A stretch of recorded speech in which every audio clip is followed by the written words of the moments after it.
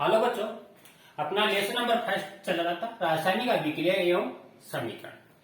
तो इस लेसन में सबसे पहले अपने रासायनिक अभिक्रियाएं क्या होती हैं इसके बारे में अध्ययन किया। इसके बाद में बच्चों अपने रासायनिक अभिक्रिया के द्वारा रासायनिक समीकरण किस तरह बनते व रासायनिक समीकरण बनाने अपने सीखे।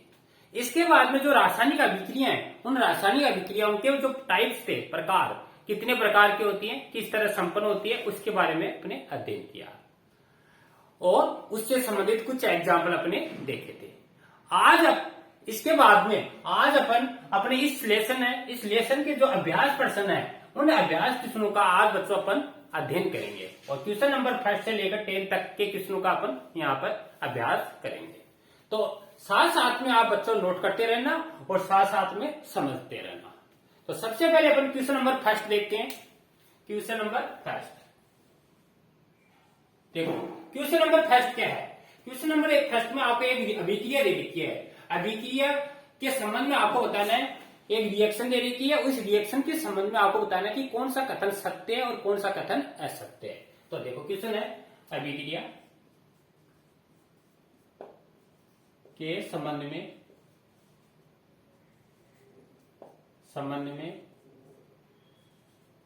कौन सा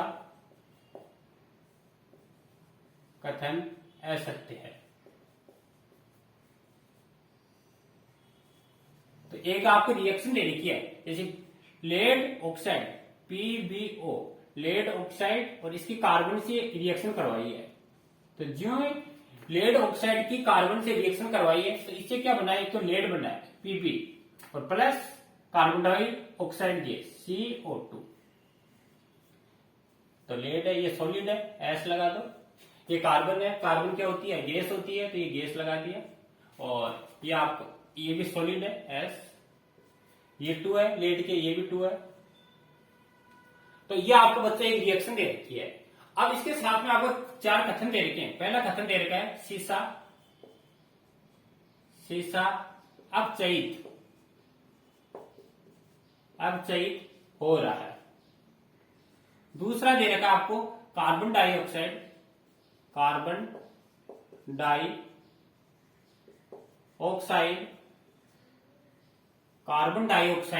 उपचयित हो रही है। तीसरा आपको कथन दे रखा है बच्चों कार्बन उपचयित हो रहा है। और चौथा कथन आपको दे रखा है बच्चों लेड ऑक्साइड उपचयित हो रहा है। लेड ऑक्साइड PbO अपचयित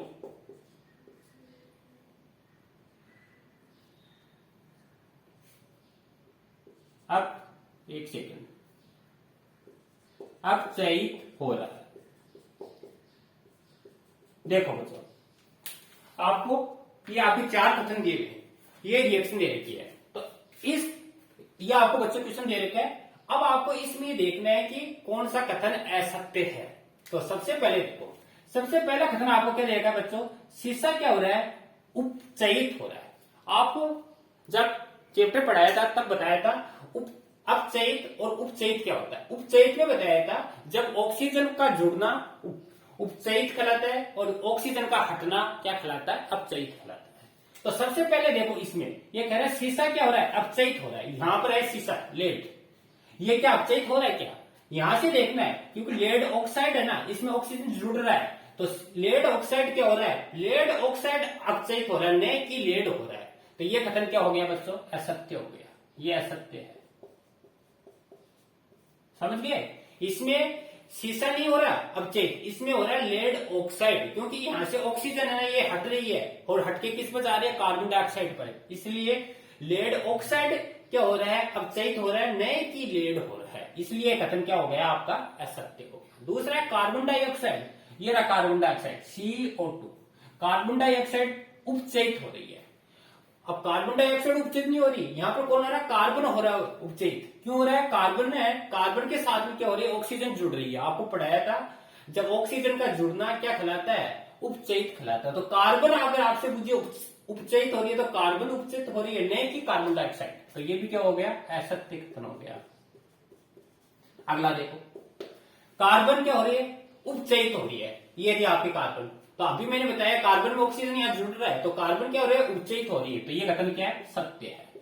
अगला देखो, लेड ऑक्साइड, ये लेड ऑक्साइड है, लेड ऑक्साइड क्या हो रहा है, अपचयित हो रहा है। हाँ, क्योंकि इसमें देखो ऑक्सीजन है, ये ऑक्सीजन हट रही है, हट रही है, तो क्या हो गया, ऑक्सीजन का हटना क्या कहलाता है, अपचयित कहलाता है। तो ये भी आपका कथन क्या है, सत्य है। तो ये आपका बच्चों पहला क्वेश्चन था। क्वेश्चन नंबर सेकंड देखते हैं अपन। Question number second, question number second क्या है, एक रिएक्शन दे रखी है आपको, Fe2O3 फेरिक ऑक्साइड, और साथ में एल्यूमिनियम दे रखा है, एल्यूमिनियम। अब जो इसे रिएक्शन कराए, रिएक्शन कराने पर क्या बना, Al2O3, Al2O3, और साथ में क्या बन रहा है, आयरन, Fe, ये आपका आयरन बन रहा है। अब आपसे इसमें क्वेश्चन क्या पूछ रहा है, तो आपसे ये पूछ रहा है ये अभिक्रिया किस प्रकार की है, ये अभिक्रिया किस प्रकार की है, किस प्रकार की है। देखो क्या कह रहा है आपको, सुनो ध्यान से। एक तो दे रखा है FeO3 फेरिक ऑक्साइड, दूसरा एल्यूमिनियम दे रखा है। अब इससे रिएक्शन हुई, इससे क्या बना, एल्यूमिनियम ऑक्साइड। एल्यूमिनियम है, एल्यूमिनियम किस पर ट्रांसफर हो गया, एल्यूमिनियम है यहां पर इसकी जगह ले लिए फेरिक की, और इससे क्या मिल गया, लोहा निकल गया। तो आपसे ये पूछ रहा है अभिक्रिया किस प्रकार की है, तो आपने पढ़े हैं अभिक्रिया, देखो कौन सी अभिक्रिया है, तो इसका आंसर क्या होगा बच्चों, ये आपकी विस्थापन अभिक्रिया होगी। विस्थापन अभिक्रिया क्यों होगी, क्योंकि इसमें देखो ये फेरस है, फेरस यहां से विस्थापित हो गया, और इसकी जगह कौन ले रहा है, इसकी जगह ले रहा है आपका एल्यूमिनियम ले रहा है, अर्थात फेरस यहां से विस्थापित होकर अलग हो गया, और फेरस की जगह ले लिया एल्यूमिनियम ने। तो ये अभिक्रिया कौन सी हो गई, विस्थापन अभिक्रिया हो गई, विस्थापन अभिक्रिया, डिस्प्लेसमेंट इक्वेशन बोलते हैं इसको, अभिक्रिया। संयोजन भी नहीं हो रहा, संयोजन का मतलब जोड़ना होता है, द्विविस्थापन भी नहीं हो रहा, मैंने दो तत्व आपस में अदला बदली करें, और तो ये आपकी है विस्थापन अभिक्रिया। समझ गए होंगे बच्चों आप, यानी फेरस की जगह आपने किसने ले लिया, एल्यूमिनियम ने। तीसरा क्वेश्चन है आपका, question number third. Question number third क्या है, क्वेश्चन नंबर थर्ड है, कोई लोहा का चूर्ण है, इस पर HCl डालने पर क्या होता है। क्वेश्चन नंबर थर्ड है, लोहे के चूर्ण पर HCl डालने पर क्या होता है। ये क्वेश्चन दे रखा आपको, लोहे का एक चूर्ण है, इस लोहे के चूर्ण पर तनु है, ये भी दो होते हैं, एक सांद्र होता है, एक तनु होता है, तो ये तनु है, लोहे के चूर्ण पर तनु HCl, जो HCl अम्ल होता है, HCl डालने पर क्या होता है। तो जैसे इसका रिएक्शन दे रखी है, Fe, ये लोहा हो गया, ये तनु HCl है, HCl जो ही इस पर डाला, तो डालने पर क्या बन जाएगा, तो जो ही इस पर डाला तो बन जाएगा आपका FeCl2 प्लस H2। देखो ये आपका क्या है, लोहा है, ये आपका तनु HCl है, ये कह रहा है कि लोहे की चूर्ण, ये लोहे का चूर्ण है, इस लोहे के चूर्ण पर तनु HCl ये डालेंगे इसमें, जो डाला तो डालते क्या होगा, लोहा है, लोहा इससे क्रिया कर लेगा, और यहां बन जाएगा फेरिक क्लोराइड, और साथ में बनेगा H2 गैस, ये आपकी H2 गैस है। इसका मतलब है कि हाइड्रोजन गैस इसमें निकल रही है, हाइड्रोजन गैस निकल रही है। तो अब आपको ये बताना बच्चों इसमें, तो ये कह रहे हैं जब इससे अभिक्रिया कराते हैं, डालते हैं, तो क्या होता है, आपको इसका आंसर देना है। तो आंसर देखो आपका सीधा सा है, जो ये रिएक्शन कराते हैं, रिएक्शन कराने पर एक तो क्या हो रहा है, हाइड्रोजन गैस निकल रही है, दूसरी है आयरन क्लोराइड बन रहा है। क्या आंसर आएगा, एक तो हाइड्रोजन गैस बन गई, हाइड्रोजन गैस बन रही है, पहला क्वेश्चन तो ये हो गया। दूसरा क्या है, आयरन क्लोराइड बन रहा है, ये देखो यहां पर दूसरा है, इसका पहला आंसर तो ये हो गया, और दूसरा है इसमें आयरन क्लोराइड बन रहा है, FeCl2, इसको बोलते हैं आयरन क्लोराइड, फेरिक क्लोराइड। तो दूसरा ये हो गया आपका, ठीक है। क्वेश्चन नंबर 4 पर आते हैं अपना, क्वेश्चन नंबर 4। क्वेश्चन नंबर 4 देखो क्या है, ये कह रहा है संतुलित रासायनिक समीकरण क्या होते हैं, और रासायनिक समीकरण को कैसे संतुलित, तो क्वेश्चन है संतुलित रासायनिक संतुलित रासायनिक समीकरण क्या होते हैं। पहला क्वेश्चन इसमें पूछ रहा है कि जो संतुलित रासायनिक समीकरण होते हैं वो क्या होते हैं, what defined by the chemical equation. साथ ही दूसरा इसमें कह रहा है कि जो रासायनिक समीकरण है इसको संतुलित करना क्यों आवश्यक है। आगे कह रहा है रासायनिक समीकरण को संतुलित करना क्यों आवश्यक है। चलो, तो क्वेश्चन अपना कह रहा है रासायनिक समीकरण क्या होते हैं बच्चों, फिर बाद में कह रहा है रासायनिक समीकरण को बच्चों संतुलित करना क्यों आवश्यक है।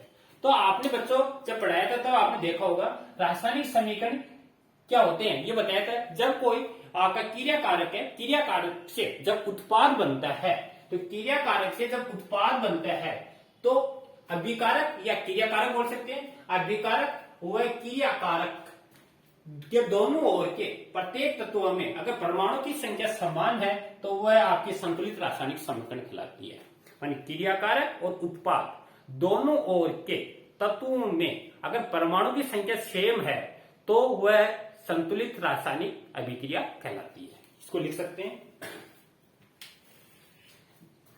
आंसर है इसका जब अभिकारक व उत्पाद, जब अभिकारक व उत्पाद दोनों ओर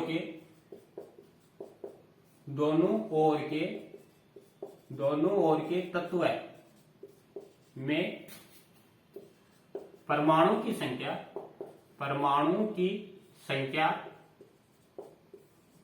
समान है तो वह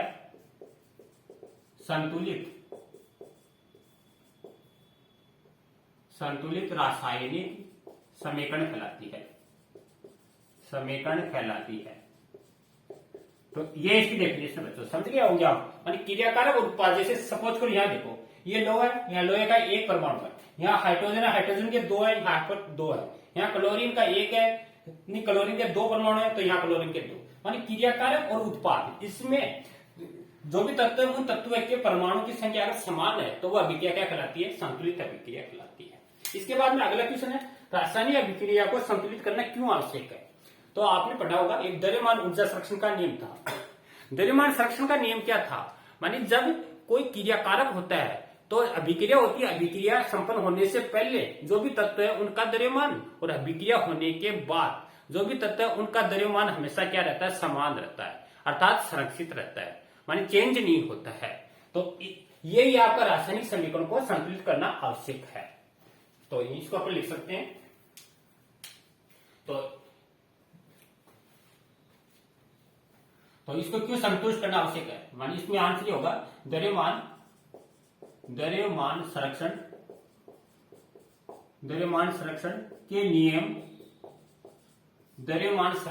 के नियम को संतुष्ट करने के लिए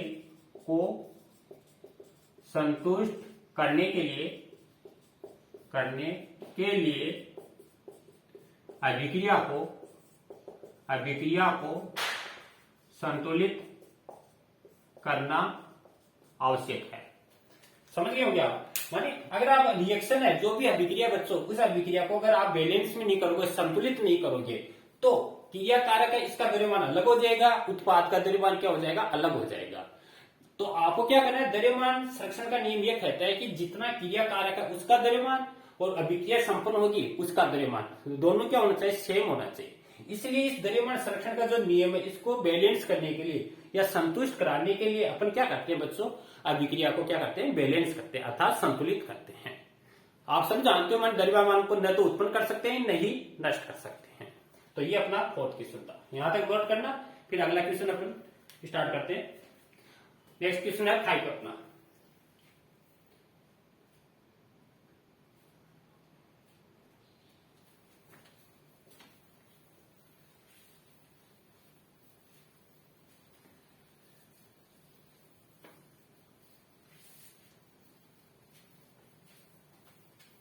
देखो 5वां क्वेश्चन अपना क्या है, पांचों किस दे रखा है, कथनों को रासायनिक समीकरण के रूप में,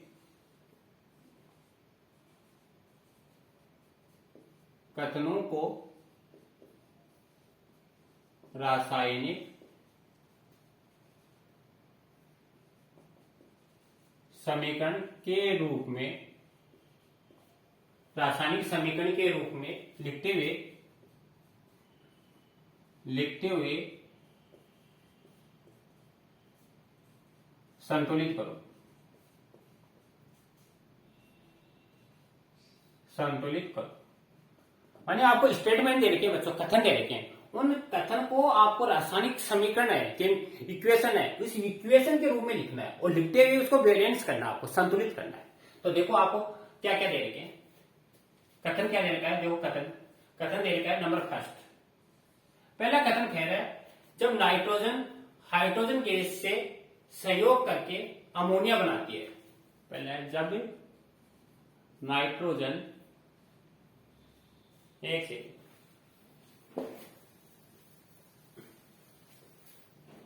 जब नाइट्रोजन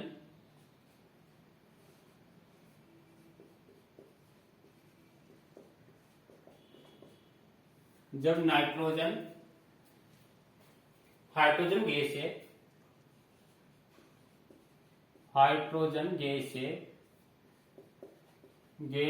से अभिक्रिया कर अमोनिया बनाती है। देखो पहला स्टेटमेंट बच्चों आपको ही दे रखा है, माने जब नाइट्रोजन गैस होती है, नाइट्रोजन क्या होती है, गैस है, और हाइड्रोजन भी क्या गैस है, इससे जब रिएक्शन करती है और क्रिया करके क्या बनाती है, अमोनिया बनाती है। तो इसको आपको समीकरण के रूप में लिखना है। तो देखो कैसे लिखेंगे अपन, ये अपने पास क्या है बच्चों, इसका आंसर देख रहे हैं यहाँ पर, ये नाइट्रोजन है N2, नाइट्रोजन क्या होती है N2 और गैस है तो G लगा दिया प्लस, आगे क्या कह रहा है हाइड्रोजन गैस है, हाइड्रोजन का फॉर्मूला होता है H2 और गैस है तो G लगा दिया।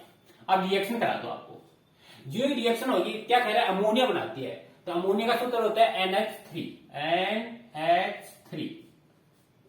और ये भी क्या होती है गैस NH3। अब आपको क्या करना है, ये तो रिएक्शन हो गई। अब आगे कह रहे हैं इसको बैलेंस भी करो। बैलेंस में देखो इधर नाइट्रोजन के कितने परमाणु बच्चों, 2 परमाणु है, लेकिन यहाँ पर 1 परमाणु है। अपने क्या करना है, इसको 2 से मल्टीप्लाई कर दो। तो 2 से मल्टीप्लाई करते नाइट्रोजन के कितने परमाणु हो गए, 2, यहाँ पर 2 है पहले से। हाइड्रोजन के देखो यहाँ पर कितने हो गए, 3 दूनी 6, लेकिन यहाँ पर 2 है, तो इसको किससे मल्टीप्लाई करोगे, इसको 3 से मल्टीप्लाई करोगे, तो ये बैलेंस में हो गया। तो इस तरह आपको बच्चों करना है। तो ये आपका एक क्वेश्चन था। अगला क्वेश्चन है इसी में, इसके अलग भाग है दूसरा भाग देखो क्या है। दूसरा कह रहा है हाइड्रोजन सल्फाइड गैस का वायु में दहन होने पर, हाइड्रोजन सल्फाइड का वायु में दहन होने पर, माने हाइड्रोजन जो सल्फाइड है इसका जो वायु है, वायु में आपको क्या कराना है, दहन होने पर जल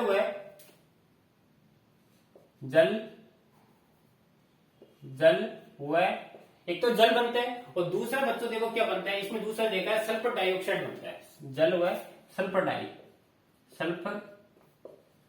डाइऑक्साइड बनता है, ये आपको देखता है। तो इसका कैसे सॉल्यूशन करोगे, आंसर हाइड्रोजन है, हाइड्रोजन सल्फाइड का आप सूत्र जानते हो H2S, हाइड्रोजन सल्फाइड हो गया। हाइड्रोजन सल्फाइड का वायु में क्या कराना है, आपको दहन कराना है, अर्थात उसको वायु में जलाना है।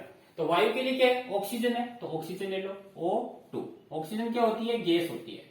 जो ही आपने रिएक्शन करवाई तो इससे क्या बनेगा, एक तो जल बनेगा, एक सल्फर डाइऑक्साइड का सूत्र होता है, एक तो जल बना दो आप पहले सबसे H2O, जल बन गया, और दूसरा क्या कह रहा है, सल्फर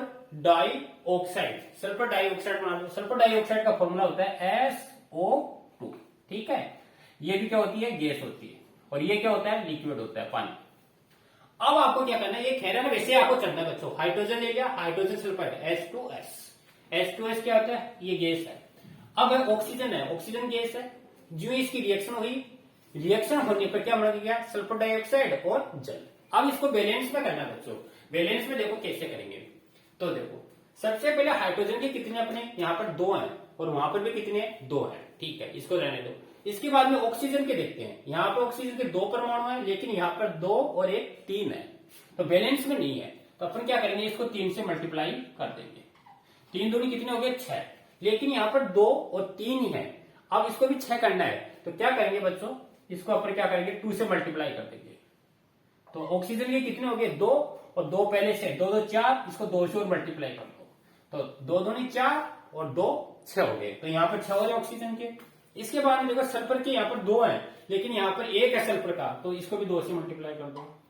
हाइड्रोजन के देखो, हाइड्रोजन के 2 दूनी 4 और यहाँ पर 2 दूनी 4, तो इक्वेशन बैलेंस हो गई, संतुलित हो गई।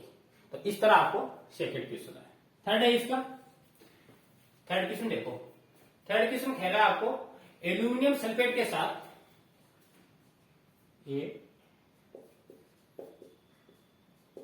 एल्यूमिनियम सल्फेट के साथ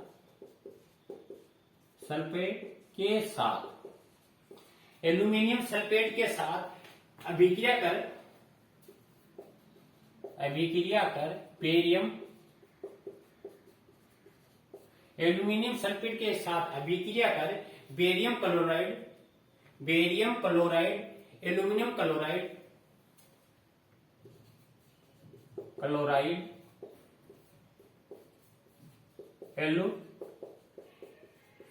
क्लोराइड,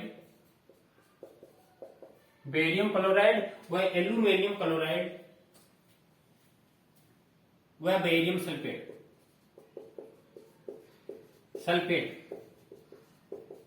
बनते हैं का अवक्षेप बनता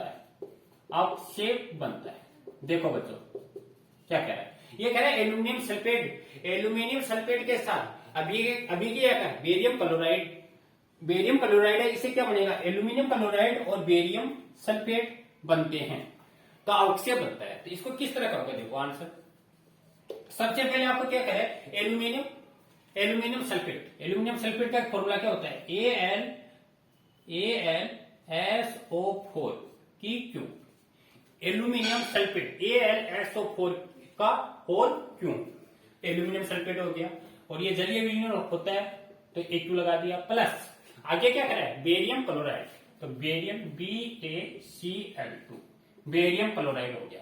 मतलब जैसा कह रहा है बच्चों वैसे ही लिखना आपको, बेरियम क्लोराइड। अब इससे क्या बन रहा है, इससे बन रहा है एल्यूमिनियम क्लोराइड, तो एल्यूमिनियम क्लोराइड बना दो।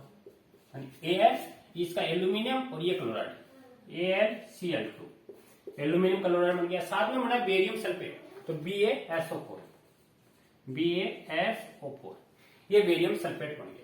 अब इसको बैलेंस में करना है आपको बच्चों, तो देखो कैसे बैलेंस करेंगे। यहाँ पर सल्फेट के 3 परमाणु है, यहाँ पर अपने पास क्या है सल्फेट के 1 परमाणु अभी आया अपने पास, तो इसको बैलेंस करने के लिए अपन क्या करेंगे, इसको 3 से मल्टीप्लाई कर देंगे, क्योंकि यहाँ 3 परमाणु, यहाँ पर 3 से मल्टीप्लाई कर दिया, 3 हो गए। लेकिन अब यहाँ पर बेरियम के भी 3 हो गए, यहाँ पर 1 है तो इसको भी 3 से मल्टीप्लाई कर दो, तो बेरियम के 3 बेरियम के 3। फिर है क्लोरीन के, देखो 3 दूनी 6, लेकिन यहाँ पर 2 है तो इसको भी क्या कर दो 3 से मल्टीप्लाई, 3 दूनी 6। लेकिन एल्यूमिनियम के यहाँ पर 3 है, एल्यूमिनियम के 3, और यहाँ पर एल्यूमिनियम के कितने Al2 होता है, सॉरी Al2, तो इसको फिर अपन को 2 से मल्टीप्लाई करना पड़ेगा। अब देखो एल्यूमिनियम के 2 है, एल्यूमिनियम के 2 परमाणु, क्लोरीन के देखो 3 दूनी 6 और यहाँ पर कितने 3 दूनी 6, फिर बेरियम के देखो 3 है तो यहाँ पर 3 है, सल्फेट के देखो 3 सल्फेट के तो यहाँ पर 3 के, तो इक्वेशन क्या हो रही है बैलेंस में हो रही है। नेक्स्ट क्वेश्चन 4, चौथा क्या, पोटेशियम धातु को पोटेशियम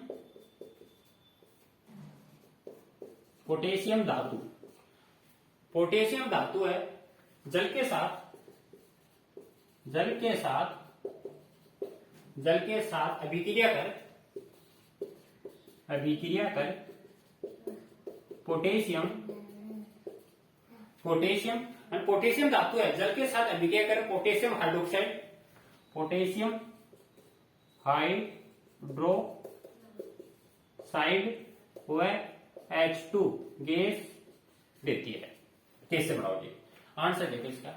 पोटेशियम है, पोटेशियम का फॉर्मूला जानते हो बच्चों क्या होता है, के पोटेशियम धातु, धातु है तो सॉलिड लगा दो, प्लस जल आप जानते हो H2O लिक्विड होता है, जो इसके साथ रिएक्शन हुई तो क्या बना पोटेशियम हाइड्रोक्साइड, तो potassium KOH potassium hydroxide plus H2 gas, H2 gas, ये गैस हो गई। अब देखो अब बैलेंस करना है, पोटेशियम का ए परमाणु है यहाँ पर एक है, लेकिन यहाँ देखो हाइड्रोजन के दो परमाणु है, दो आ गए, एक और आ रहा है हाइड्रोजन का, तो अपन को क्या करना पड़ेगा बच्चों, इसको मल्टीप्लाई करना पड़ेगा। कितनी देर से करते हैं, देखो इसे 2 से मल्टीप्लाई करते हैं, तो 2 दूनी 4, यहाँ पर 2 आ रहे हैं, एक है तो इसको भी 2 से मल्टीप्लाई कर दिया, लेकिन यहाँ पर पोटेशियम के 2 है तो इसको भी 2 से मल्टीप्लाई कर दो, बस हो गया इक्वेशन। ऑक्सीजन के देखो 2, ऑक्सीजन के 2, हाइड्रोजन के 2 और 2 4, तो ये आपकी इक्वेशन हो गई। तो ये क्वेश्चन था आपका 5। अब अगला क्वेश्चन देखते हैं बच्चों। अगला क्वेश्चन क्या है, निम्न समीकरण को संतुलित करना है। क्वेश्चन नंबर 6, समीकरण को संतुलित करो, संतुलित करो। आपको इक्वेशन दे रखी है, उनको क्या करना है, संतुलित करना है। जैसे पहली इक्वेशन दे रखी है आपको H2 HNO3 plus HNO3 plus calcium, calcium hydroxide is equal to HNO3 plus calcium hydroxide is equal to calcium Ca, calcium, calcium के बाद में बन रहा है NO3 का होल ट्वाइस, कैल्शियम नाइट्रेट और साथ में बन रहा है जल H2O। अब देखो बच्चों, आपको ये इक्वेशन दे रखी है, अब इस इक्वेशन को आपको क्या करना है, संतुलित करना है। तो देखो आंसर देखो इसका, ये आपको प्रश्न में दिया हुआ है, तो HNO3 प्लस कैल्शियम, एक बार दोबारा लिख लेते हैं, whole twice is equal to calcium NO3 का होल ट्वाइस प्लस H2। अब यहां से देखो हाइड्रोजन है, हाइड्रोजन के कितने परमाणु, यहां पर देखो 2 परमाणु आ गए हैं, यहां पर देखो 2 तो ये और 3, यहां पर 3 है, यहां पर 2 है, तो इसको बैलेंस करना है, तो अपने क्या किया 2 से मल्टीप्लाई कर दिया इसको, तो 2 दूनी कितने हो गए 4, यहां पर देखो 2 पहले से है और 1 ये रहा, तो इसको भी 2 से मल्टीप्लाई कर दिया, तो 2 और 2 4 और 4 हो गया बैलेंस। कैल्शियम के देखो, कैल्शियम का 1 है तो 1 है, ऑक्सीजन के देखो यहाँ पे कितने 2 हैं और 3 दूनी 6, 3 दूनी 6 और 2 8 है, इधर देखो 3 दूनी 6 तो ये और 2 को मल्टीप्लाई किया तो होगी बैलेंस। तो ये आपका पहला टॉपिक था। इसका दूसरा है, दूसरा क्वेश्चन बी। तो इस तरह आपको क्या करना है, बैलेंस करना है, अपनी एक जगह यहाँ किया, दूसरी जगह यहाँ किया, और इक्वेशन क्या होगी बैलेंस में होगी। दूसरी है sodium hydroxide NaOH, sodium hydroxide, इसकी H2SO4 सांद्र सल्फ्यूरिक अम्ल से जब इसके रिएक्शन कराई तो क्या बनेगा, सोडियम सल्फेट प्लस H2O, ये आपको देखता है सोडियम सल्फेट Na2SO4, ये आपको इतना दे रखा है। अब इसको आपको क्या करना है बच्चों, बैलेंस करना है। तो कैसे बैलेंस करेंगे देखो, सबसे पहले इसको नाम से लिख लेते हैं NaOH plus H2SO4 is equal to Na2SO4 plus H2O।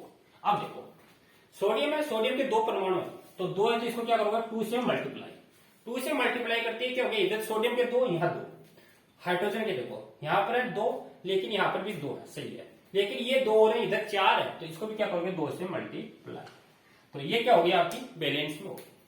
तो इस तरह आपको क्या करना है बच्चों, बैलेंस करना है, ठीक है। इसके बाद में यहां तक नोट करना, इसके बाद में फिर आगे लेते हैं।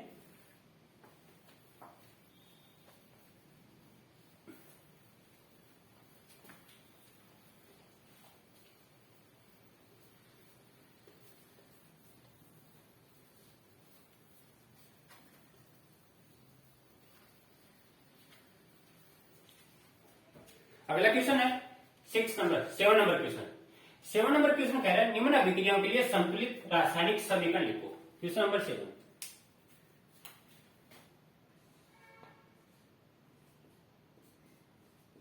निम्न, एक सेकेंड,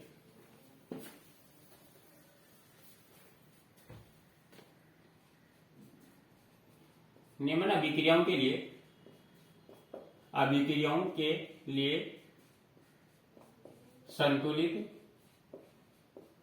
संतुलित रासायनिक समीकरण लिखो।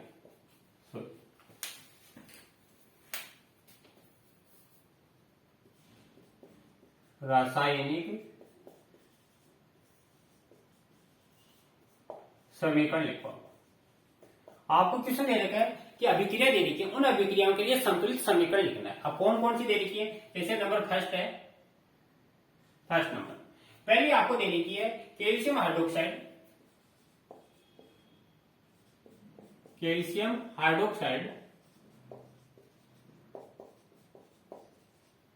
प्लस कैल्शियम हाइड्रोक्साइड है, इसकी जब रिएक्शन कराई है कार्बन डाइऑक्साइड से, कार्बन ऑक्साइड, कैल्शियम हाइड्रोक्साइड की कार्बन डाइऑक्साइड से अभिक्रिया करवाई तो इससे बना है कैल्शियम कार्बोनेट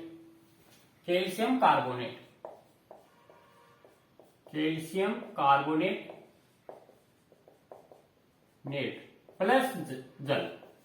ये आपको बच्चों इक्वेशन दे रखी है। अब इसको आपको क्या करना है, इसको इक्वेशन के रूप में लिखना है, समीकरण के रूप में। तो देखो आंसर, कैल्शियम हाइड्रोक्साइड, इसका सूत्र होता है CaOH का होल टू H, हो गया कैल्शियम हाइड्रोक्साइड। कार्बन आप जानते हो, ये कार्बन हो गया, कार्बन धातु होती है तो सोडियम लगा दो। जो ये इक्वेशन कराई तो क्या बना, कैल्शियम कार्बोनेट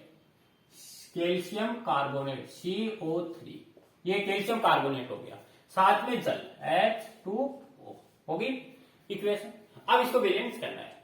कार्बोनेट है, कार्बोनेट के देखो कैल्शियम कार्बन का 1 परमाणु, ऑक्सीजन के 3 है, लेकिन अपने पास क्या है, यहाँ पर 2 है, तो इसको 3 से मल्टीप्लाई कर दो तो कितने हो गए, 3 दूनी 6। तो अपन इसको भी क्या करेंगे, 3 से, एक सेकंड, इसको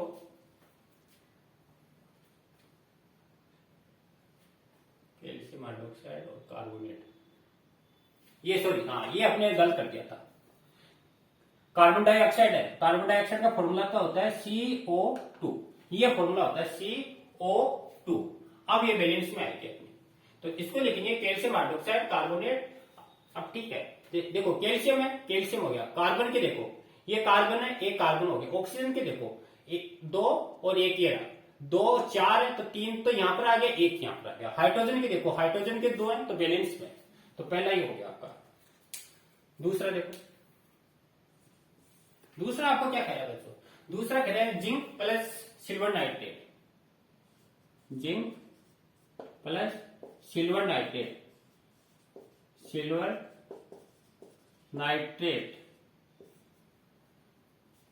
यानी जिंक की सिल्वर नाइट्रेट से जब अभिक्रिया होती है तो बनता है जिंक नाइट्रेट व silver, zinc nitrate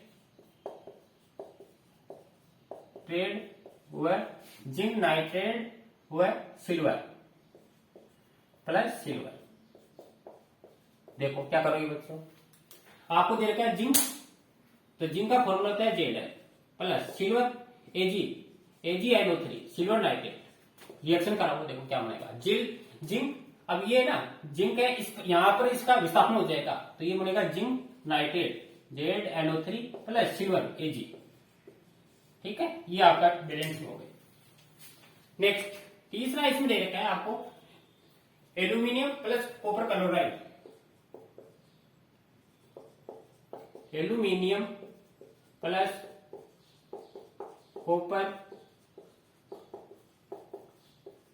copper chloride. Aluminium की जब कॉपर क्लोराइड से अभिक्रिया कराते हैं तो एल्यूमिनियम क्लोराइड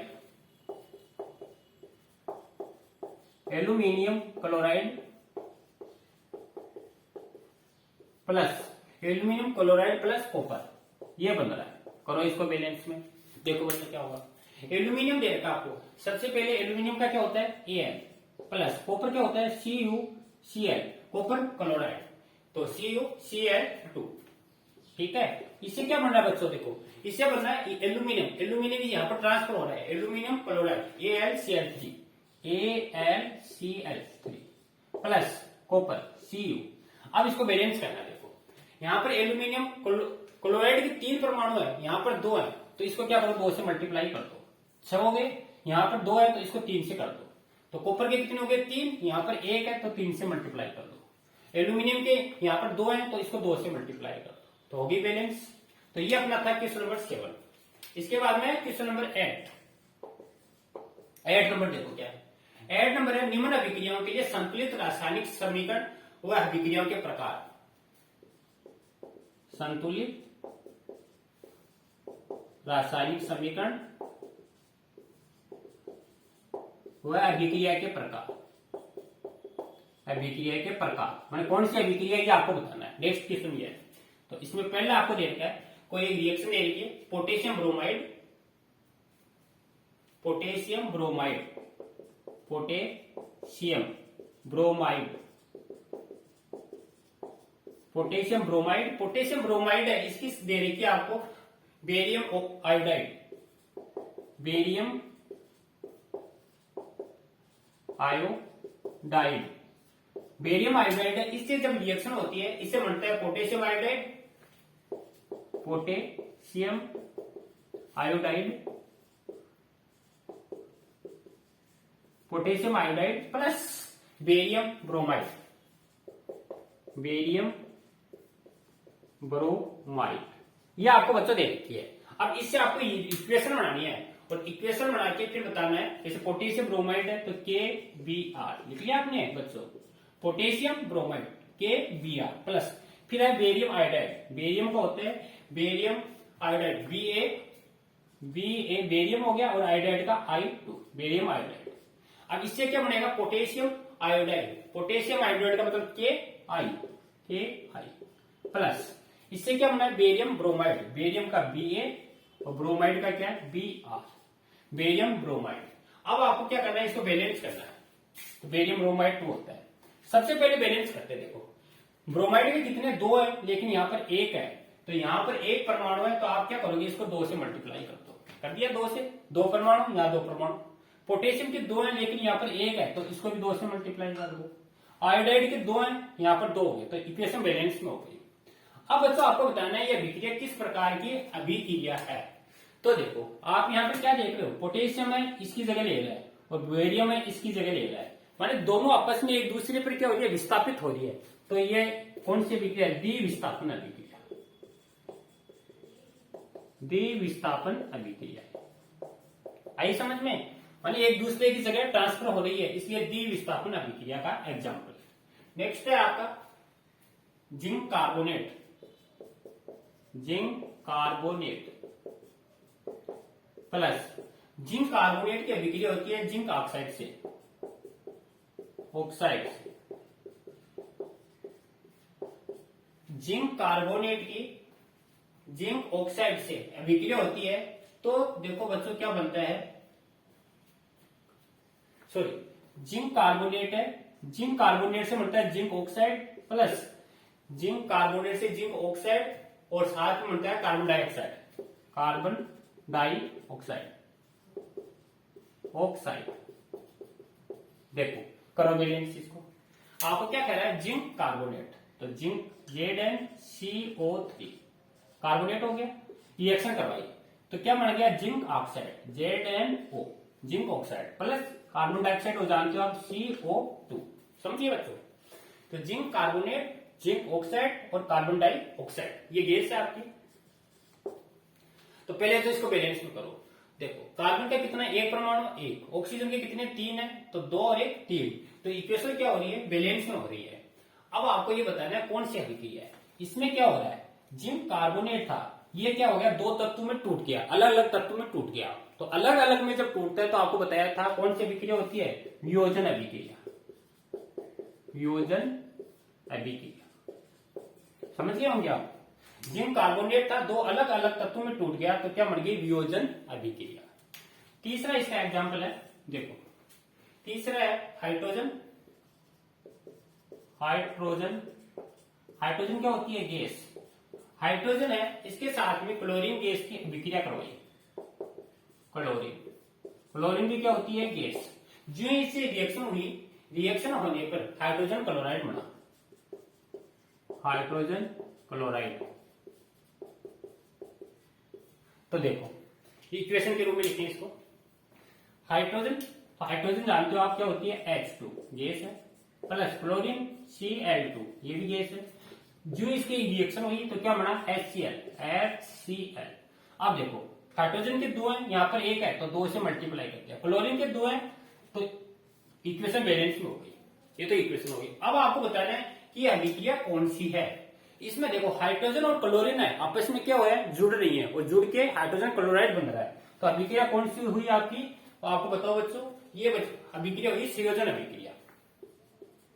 संयोजन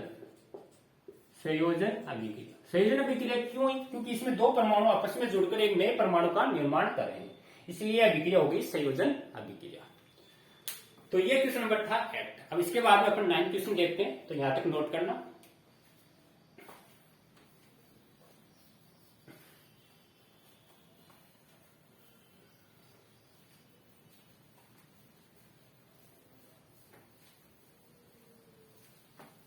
नेक्स्ट क्वेश्चन है अपना 9 क्वेश्चन। देखो 9 क्वेश्चन क्या है, 9 क्वेश्चन कह रहा है उष्मा क्षेपी और उष्मा शोषी अभिक्रिया क्या होती है, ये पूछ रहा है क्वेश्चन नंबर 9।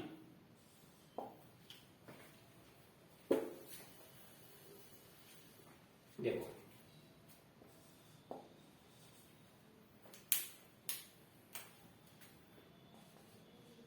उष्मा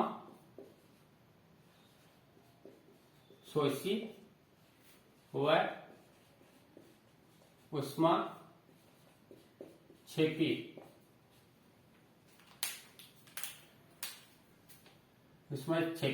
अभिक्रिया एक सेकंड।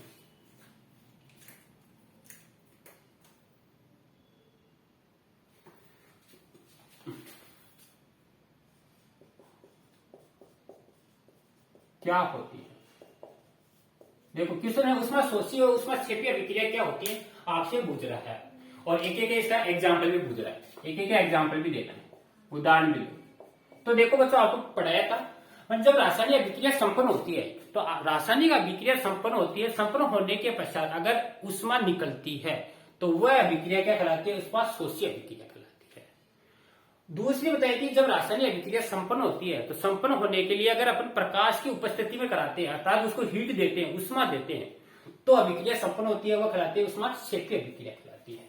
तो देखो, तो पहला अपन लिखेंगे आंसर इसका उष्मा शोषी। देखो उष्मा शोषी क्या होती है,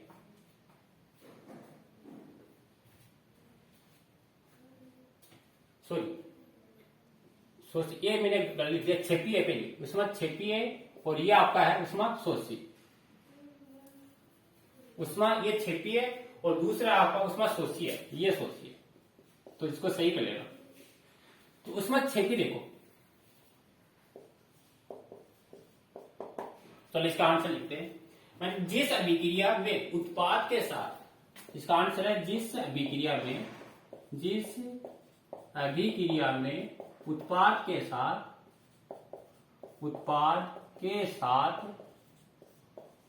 उष्मा का उत्सर्जन होता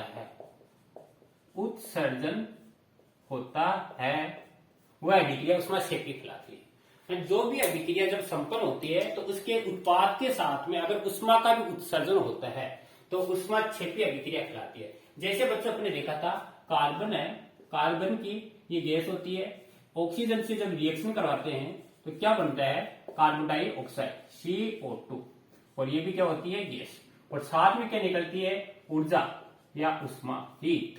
तो ये अभिक्रिया कौन सी हो गई आपका, उष्मा क्षेपी। दूसरा है उष्मा शोषी।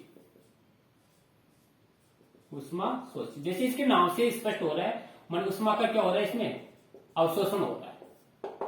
मन जिस अभिक्रिया को संपन्न कराने के लिए उष्मा का अवशोषण होता है, इसमें क्या होता है, उष्मा का अवशोषण होता है, वह उष्मा शोषी अभिक्रिया कहलाती है। जैसे आपने देखा था 2 kg सिल्वर क्लोराइड था।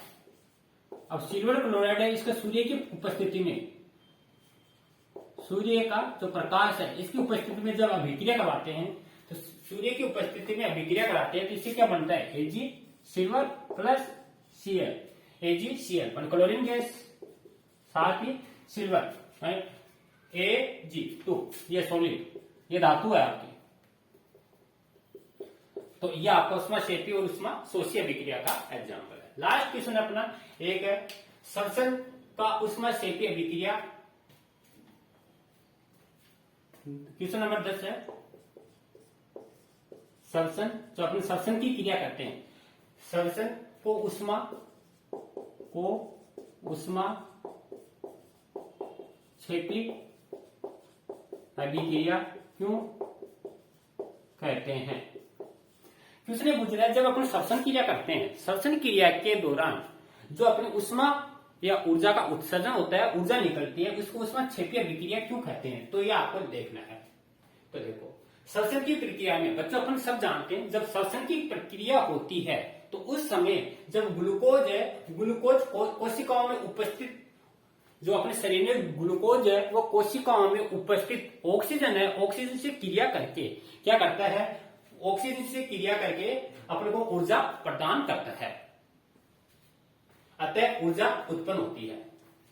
इसका आंसर आप लिख सकते हैं, श्वसन की प्रक्रिया के दौरान, श्वसन की प्रक्रिया के दौरान ग्लूकोज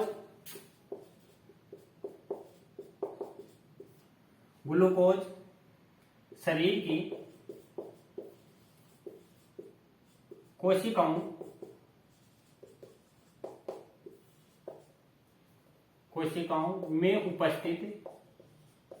में उपस्थित ऑक्सीजन से क्रिया कर उष्मा या ऊर्जा उत्पन्न करता है।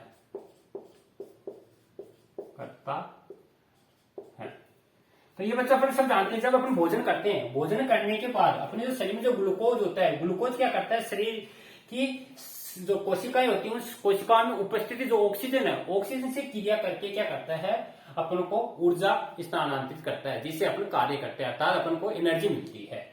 तो इसी को अपन बोलते हैं श्वसन की प्रक्रिया में। जैसे अपन को इक्वेशन लिखे इसका आंसर, इसका जैसे ग्लूकोज होता है C6H12O6, ये फॉर्मूला है ग्लूकोज का, C6H12O6। अब शरीर में उपस्थित ऑक्सीजन है O2, इससे जब रिएक्शन होगी तो देखो क्या बनेगा, जो इससे रिएक्शन हुई तो इससे बनेगा कार्बन डाइऑक्साइड गैस CO2, साथ में बनेगा CO2 और साथ में क्या बनेगा, जल बनेगा, कार्बन डाइऑक्साइड गैस और जल H2, और साथ में क्या निकलेगा, ऊर्जा या हीट। अब इसको बैलेंस करते हैं, कार्बन के 6 परमाणु तो 6 से मल्टीप्लाई कर दो, ऑक्सीजन के कितने 6 हैं, तो 6 दूनी 12 हो गए, यहाँ पर कितने 6 दूनी 12, तो ये तो बैलेंस हो गया। लेकिन ये 6 है तो यहाँ पर भी 6 से मल्टीप्लाई कर दो। हाइड्रोजन के कितने 12, तो 12 हो गए। तो अब क्या देख रहे हैं बच्चों, यहाँ पर जो आपका ग्लूकोज था, ग्लूकोज जो शरीर की कोशिकाओं में उपस्थित ऑक्सीजन है, इससे क्रिया करी और क्रिया करके क्या बनाया, कार्बन डाइऑक्साइड, हाइड्रोजन और साथ में ऊर्जा। इसलिए यह अभिक्रिया कौन सी, उष्मा क्षेपी अभिक्रिया। तो बच्चों आज अपने 1 से लेकर 10 तक के क्वेश्चन है उसका अपने अभ्यास किया और आपने नोट किया और साथ में समझा। इससे संबंधित और आगे की जो क्वेश्चन अपने नेक्स्ट वीडियो में करेंगे और साथ साथ आप करना, और प्रॉब्लम होगी तो अपन अगले वीडियो में देखेंगे। थैंक यू बच्चों।